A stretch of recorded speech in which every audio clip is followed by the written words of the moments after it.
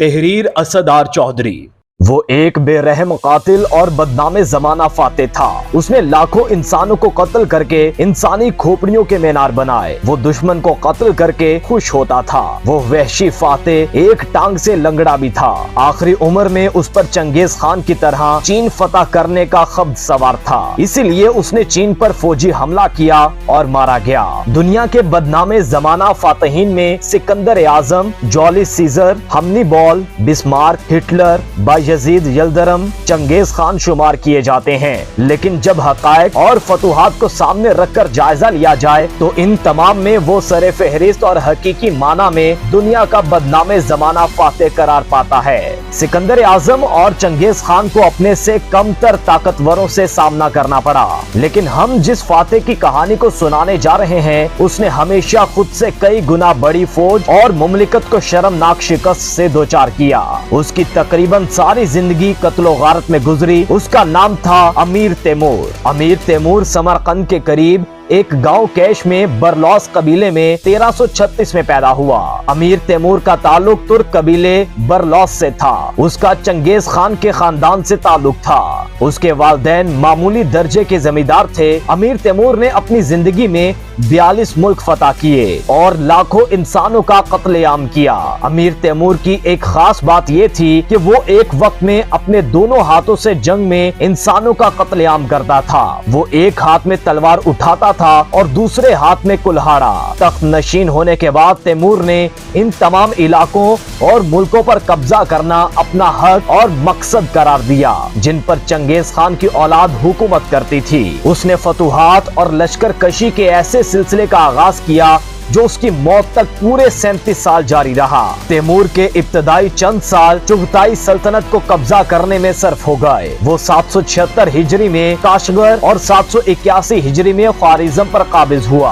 उसके बाद उसने खरासान का रुख किया। 1381 बामुताबिक 783 हिजरी में हर्रात के खानदान करत को इताअत पर मजबूर किया। अगले साल निशापुर और इसके नवाह पर और 785 हिजरी में कंधार और सिस्तान पर कब्जा किया। 1386 ईस्वी में उसने ईरान की मुहिम का आगाज किया। इस मुहिम के दौरान वो पूरे शुमाली ईरान पर काबिज हो गया। तैमूर ने 1392 ईस्वी में ईरान में नई लश्कर कुशी का आगाज किया। इस मुहिम के दौरान में उसने हमदान, अस्फहान और शिराज फतह किया। आले मुजफ्फर की हुकूमत का खात्मा किया और इसके बाद बगदाद और इराक पर कब्जा कर लिया। इस तरह अमीर तैमूर पूरे ईरान और इराक पर काबिज हो गया। 1398 ईस्वी में अमीर तैमूर हिंदुस्तान को फतह करने निकला।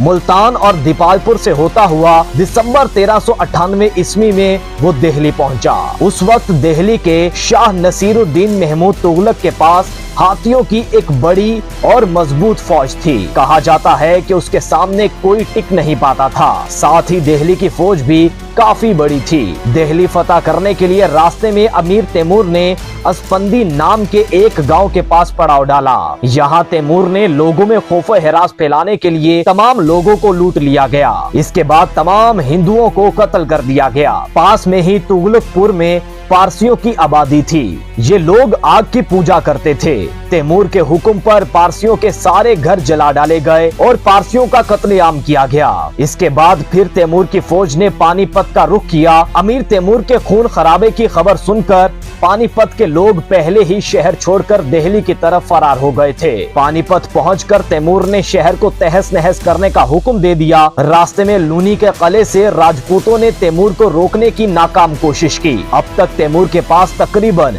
1 लाख हिंदू कैदी थे।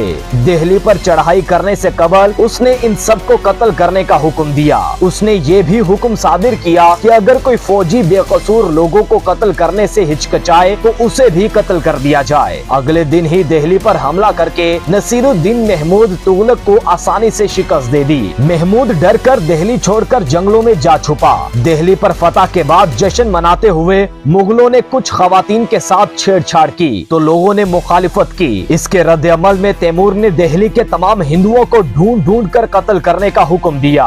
4 दिन में सारा शहर खून से लथपथ हो गया। दिल्ली को फतह करने और वहाँ कत्लेआम करने के बाद वो मेरठ गया और वहाँ दरिया जमुना की बलाई वादी में हिंदुओं के मुकद्दस मुकाम हरद्वार में लोगों का ये समझकर कत्लेआम किया गया कि काफिरों को मारकर सवाब कमाया जा रहा है। 1399 ईस्वी में तैमूर समरकंद से अपनी आखिरी और तवील तरीन मुहिम पर रवाना हुआ। तबरेज पहुंचकर उसने सुल्तान मिस्र के पास सफीर भेजे जिनको कत्ल कर दिया गया। चुनाचे तैमूर सुल्तान मिस्र की सरकूबी के लिए रवाना हुआ और हस्बे दस्तूर लोगों का कत्लेआम किया और शहर में आग लगा दी। इस दौरान में सुल्तान बायजीद यलदरम ने एशियाई कोचक में तैमूरी इलाकों पर हमला कर दिया। तैमूर ने इख्तिलाफात को खतो किताबत के जरिए हल करना चाहा, लेकिन जब उसमें कामयाबी न हुई तो उसने सुल्तान बायजीद यलदरम की सल्तनत उस्मानिया पर लश्कर कुशी कर दी। अमीर तैमूर ने हजारों सिपाहियों को जिंदा दफन कर दिया। सुल्तान बायजीद यलदरम उस वक्त कुस्तुनतीनिया इस्तांबुल के मुहासरे में मसरूफ था। तैमूर के हमले की इतला मिली तो मुहासरा उठाकर फौरन अनातोलिया की तरफ रवाना हुआ। अंकारा के करीब 21 जुलाई 1402 ईस्वी को दोनों के दरमियान में फैसला कुन जंग हुई, जो जंग अंकारा के नाम से मशहूर है। बायजीद को शिकस्त हुई और वो गिरफ्तार कर लिया गया, लेकिन तैमूर इसके साथ इज्जत और एहतराम से पेश आया। समरकंद वापस आने के बाद तैमूर ने चीन पर हमले की तैयारियां शुरू कर दी। चीन एक जमाने में चंगेज खान की औलाद के कब्जे में रह चुका था, इसलिए तैमूर चीन पर भी अपना हक समझता था। चीन में सर्दियां शबाब पर थीं और तैमूर बूढ़ा था, ऊपर से वो शदीद बीमार भी। इसी दौरान उसकी मौत हो गई। 18 फरवरी 1405 ईस्वी को वो चीन के दरिया सेहून के किनारे शदीद सर्दी के आलम में सख्ते की हालत में 70 साल की उम्र में मर गया। अमीर तैमूर की बाहैसियत एक सिपा सलार हैरत अंगेज सलाहियतों से इनकार नहीं किया जा सकता, लेकिन उसने इस खुदादाद सलाहियत से जो काम लिया वो इस्लामी रूह के खिलाफ था। उसकी सारी फतुहात का मकसद जाती शोहरत और नामवरी के अलावा और कुछ नहीं था। इस लिहाज से वो खालिद बिन वलीद, महमूद गजनवी, अर्तुगरुल और सलाहुद्दीन अयूबी के मुकाबले में पेश नहीं किया जा सकता। वो इंतकाम के मामले में बहुत सख्त था, मुखालिफत बर्दाश्त नहीं कर सकता था। वो मुसलमान होने के बावजूद खून रेजी और सफाकी में चंगेज खान और हलाकू खान से कम नहीं था। दिल्ली, अस्फहान, बगदाद और दमिश्क में उसने जो कत्लेआम किए उनमें हजारों बेगुनाह मौत के घाट उतार दिए गए। वो इंतकाम की शिद्दत में शहर के शहर ढा देता था। ख्वारिज़म, बगदाद और सिराय के साथ उसने यही किया।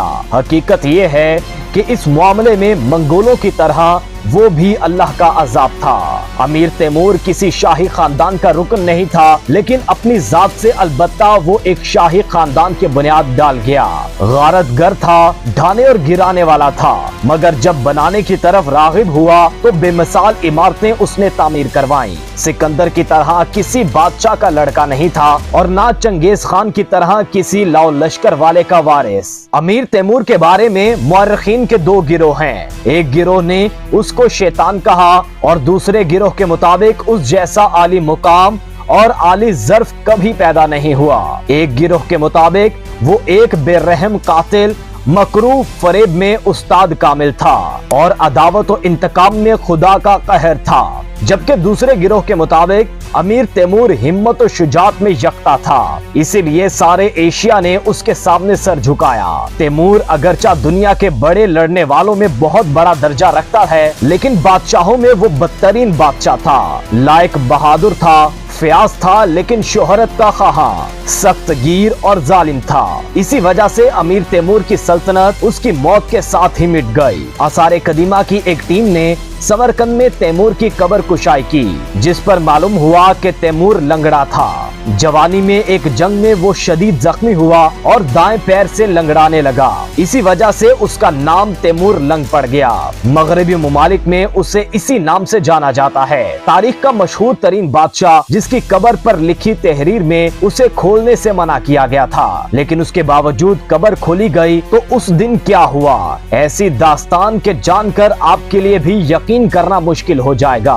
अमीर तैमूर के मज़ार पर तहरीर था कि जब मेरे मुर्दा जिस्म को उठाया जाएगा तो जमीन कांप उठेगी। इस तहरीर को नजर अंदाज करते हुए 1941 में रूस के 2 माहिरीन इल्मे बशरियात ने अमीर तैमूर की कब्र कुशाई कर डाली। तारीखदानों के मुताबिक अंदर एक और तहरीर मिली जो कुछ यूं थी, जो शख्स मेरी कब्र को खोलेगा वो मुझसे भी खौफनाक हमला आवर को खोल देगा। जिस रोज दोनों माहिरीन ने अमीर तैमूर की कब्र कुशाई की, उसी रोज जर्मनी के एडोल्फ हिटलर ने रूस पर तारीख का सबसे बड़ा फौजी हमला कर दिया। माहिरीन ने नवंबर 1942 में अमीर तैमूर की बाकियात को दोबारा इस्लामी तरीके से दफना दिया और उसके कुछ ही दिन बाद रूस को हिटलर के मुकाबले में फतह मिल गई। अमीर तैमूर की बाकियात के तज्जिये ने साबित किया कि वो लंगड़ा था।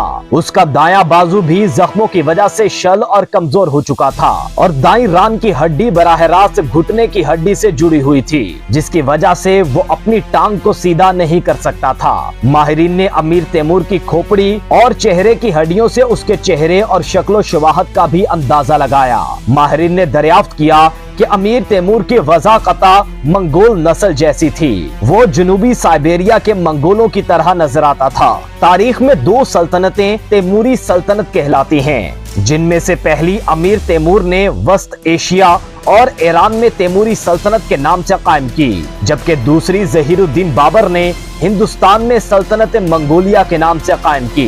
जब तैमूर ने ईरान फतह किया तो उसने फारसी के मशहूर शायर हाफिज शिराजी को बुलाया और उनका एक शेर दोहराकर पूछा कि क्या ये आप ही ने कहा था कि मैं अपने महबूब के रुखसार पर खूबसूरत तिल के एवज समरकंद और बुखारा को कुर्बान कर दूंगा। जवाब में हाफिज शिराजी ने कहा, हाँ ऐ शाहजहां, ये शेर मेरा ही है। अमीर तैमूर ने फारसी के इस अजीम शायर को कहा कि मैंने तो तलवार के जोर पर बड़ी मुश्किल से समरकंद को फतह किया था और इसके बाद शहर पर शहर फतह कर रहा हूँ, मगर तुम तो इस समरकंद को शिराज की किसी मामूली छोकरी के रुखसार पर तिल की खातिर कुर्बान करने के लिए तैयार हो। हाफिज चंद लम्हे तो खामोश रहे, फिर मुस्कुरा कर बोले, ए अमीर, ऐसी ही गलतियों की वजह से आज इफलास का शिकार हूँ। हाफिज की हाजिर जवाबी पर तैमूर हंस दिया और शायर को इनामो इकराम देकर रुखसत कर दिया। तैमूर सिर्फ एक फाते नहीं था, बल्कि इल्मो अदब से गहरा शगफ रखने वाला इंसान था। ईरान को फतह करने से कबल